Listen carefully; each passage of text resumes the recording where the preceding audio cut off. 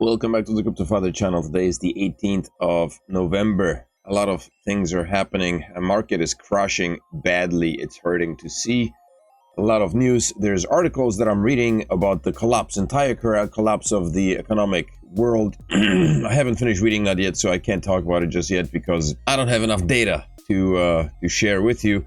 But there's some positives. I mean, there is a chance that the market will rebound. So we're going to see a $110,000 Bitcoin by the end of this year, and then there are some birds tweeting about Ethereum pumping to $28,000 in January. I mean, this could all be a prep for exit liquidity, and this is what we may be, what we're being groomed towards, being exit liquidity. But I'm gonna read some of these articles, talk about the positives, talk about the negatives. We're gonna look at the markets and the charts, and it all starts right now, right after you hit that like button and the subscribe button, and of course share the content with anybody who you think might benefit from watching it, simply because you're helping the channel. So smash those buttons. Let's go. $3.2 trillion in the market cap, which means we've gone up a little bit. The market cap has gone up a little bit yesterday, or actually this morning, a couple of hours, it was like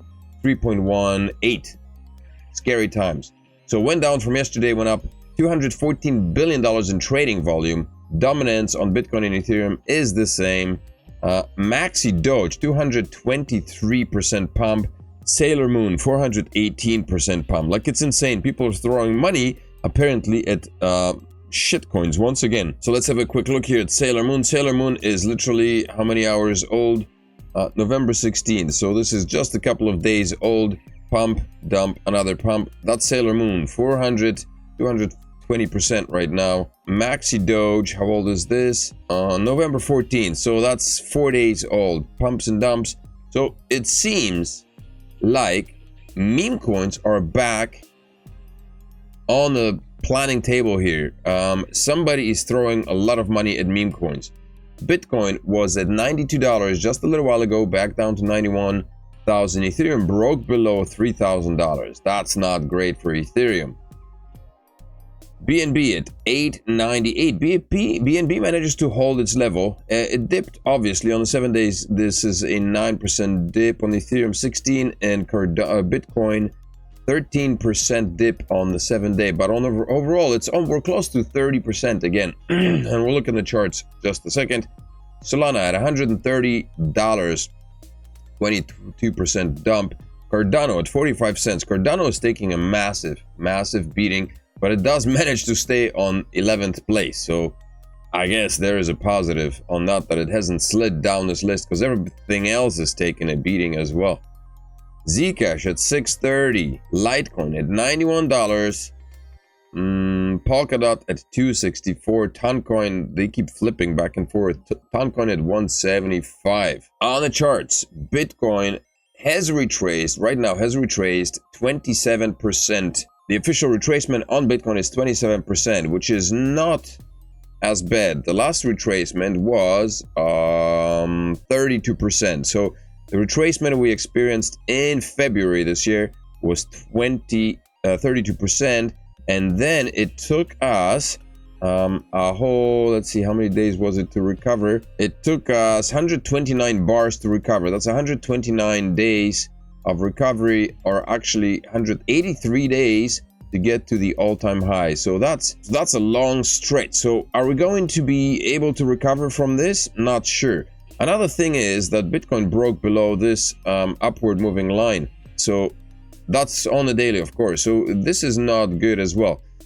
It broke below this support, and it broke below the Fibonacci support. So this would indicate that we can see Bitcoin continue going down further to 85,000. On the weekly, we are still on the 94,000 fib retracement, $94,000 at the 0.618 fib retracement. The candle hasn't closed yet. We still have 6 days. This is a weekly candle, so it's 6 days to go for this candle to decide the direction in which it's going. I mean, we could see this candle whip back up, or we could see it continuing downwards. And the sentiment in the market is not good. It isn't looking great. we could be entering a massive bear market. And what's on the news front is not looking great. Let's have a quick look at Ethereum. Ethereum is also plummeting down like never before, or maybe not never before. Ethereum has retraced so far. We've got a retracement of 40% on Ethereum, which is not unlike the last retracement in February, which was 62%. So we've seen these retracements before. Actually, this is more than 62. This was a retracement of 66%. This was December 24th. And when Bitcoin dipped, Bitcoin dipped right after, actually. So 66% here. Over here, so far we have 40% on Ethereum. Not a great look for any of the assets. Dan Crypto Trades posted this. Bitcoin, there it is. The last major CME gap has now also been closed. So there was a massive CME gap at the price of 91,775, and that has now been closed. We've had Bitcoin slide all the way down to that level. We are at 91,853 right now. So for those who are not in the know what a CME gap is, unlike crypto markets which run 24/7, the CME closes over weekends. CME is the Chicago Mercantile Exchange, which closes over weekends. That's where the gaps come in. When Bitcoin makes a big move over the weekend, the next time the Mercantile Exchange opens, there's often a price gap between Friday's close and Sunday's night's crypto market price. This untraded space on the chart is called the CME gap, and these oftentimes get filled. Not always, but oftentimes, usually tend to get filled, which means that the price crashes back down to the price that wasn't filled, to the gap that occurred between closing of the market on Friday and opening of the market on Monday morning. So this is where we are at right now. The gap is closed, and hopefully the idea is that we are back on track and we're going to hop back into recovery mode. Although there's a lot more than just filling CME gaps to keep this market alive, I think. But some positive news: Trump International Maldives Hotel will offer tokenized real estate investment. So aside the fact that this is just another money grab, the idea that the world is becoming tokenized is in full swing, and Trump is apparently implementing it. The Trump Organization is tokenizing development of its latest real estate venture, a collection of luxury villas in the Maldives. The Trump Organization is teaming with luxury real estate developer Dar Global to build a resort in the Maldives. The Trump International Hotel Maldives will have 80 villas and is expected to open by the end of 2028. The firm will allow individuals to invest in the development process via a tokenized offering. So I guess you'll be able to splurge some money ahead of time before the thing is finished and get tokens, possession tokens, validity possession tokens, ownership tokens, which means you're just giving money to these guys in order to fund the development of the project, which is kind of cool. I guess, this is done anyway, right? Investors are sought after on a regular basis, but this way they are doing it via tokenized sale on the blockchain, I presume, which means that everybody will be able to keep track of what's happening and how much they're investing. I guess this is concept of art of Trump International Hotel Maldives Villa. That looks pretty swanky, man, no doubt. 300 million Maldives resort goes blockchain. Investors can buy it before it's built. The project will be situated a short distance from Malé and feature approximately 80 beach and underwater villas catering to high-end travelers. Eric Trump, Executive Vice President, Trump Organization, said the Maldives opening represents a new chapter for the family's global portfolio, adding that the tokenization model introduces a fresh way for investors to participate in a resort from day one. Data from RWAXYZ shows the sector's market capitalization at around 3.52 billion, worth monthly active addresses up more than 53% over the past month, and total holders rising more above 165,000. So there's a lot of money being splurged into tokenization of real assets. And Kazakhstan opens door to nationwide crypto use with new law. Kazakhstan lifts key crypto restrictions, allowing nationwide circulation and opening the market to miners and exchanges under new digital asset laws. I think this is a good thing. There was a lot of people were trying to use Kazakhstan for its battlegrounds for the mining projects because, from what I understand, electricity bills are pretty low. They've introduced sweeping changes to its digital asset framework after President Kassym-Jomart Tokayev signed a new law simplifying the rules around cryptocurrency circulation and regulations. The updated regulation removes earlier restrictions tied to the Astana International Financial Center, making a significant shift in how digital assets can be used nationwide. One of the most notable changes is the removal of the requirement for miners to sell most of their mined cryptocurrency through the AIFC exchange. Miners are no longer obligated to withdraw or liquidate assets via a specific platform, giving them greater flexibility in how they handle their operations. I guess that means more profit, because I would assume there may be some profit restrictions on the regional selling. Bitcoin crashes below 92,000, Ethereum under 3,000, liquidation surge at 800 million. The single biggest wrecked order was a whopping one. It took place on the Hyperliquid and was worth $96 million. Data from CoinGlass shows. Here it is. This was something I talked about yesterday. 105 million in 1 hour, 4 hours, 257 million in 24 hours, $791 million wiped out. Longs and shorts both got wrecked massively. And apparently, because of all the crashes, Bitcoin's 2025 gains vanished. Despite Wall Street and political support, Bitcoin's sharp slump shows fragility as it turns red on year-to-date price action. With all the people buying, Sailor says that he's bought some more. He did indeed. We're standing at 649,870 coins just yesterday. Just to pull up the screenshot I took from yesterday, here are Strategy's Bitcoin holdings from a couple of days ago.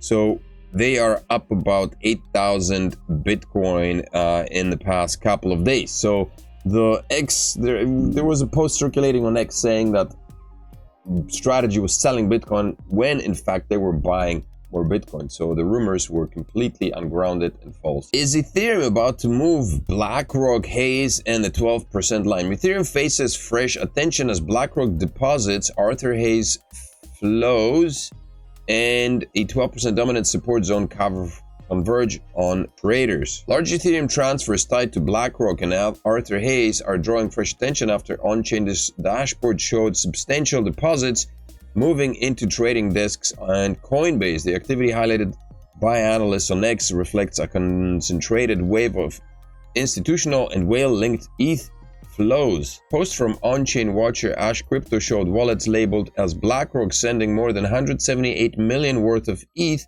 Coinbase Prime. Screenshots captured a series of 10,000 ETH transfers leaving an address tagged BlackRock Ethereum and arriving at a Coinbase Prime deposit wallet within minutes of each other. Each transaction was valued at slightly above 32 million. The sequence of tightly timed deposits indicates a coordinated repositioning of Ethereum exposure inside Coinbase institutional platform. The images did not clarify whether the transfers were tied to ETF operations, internal portfolio adjustments, or other fund activity. BlackRock has not commented on the transactions, of course.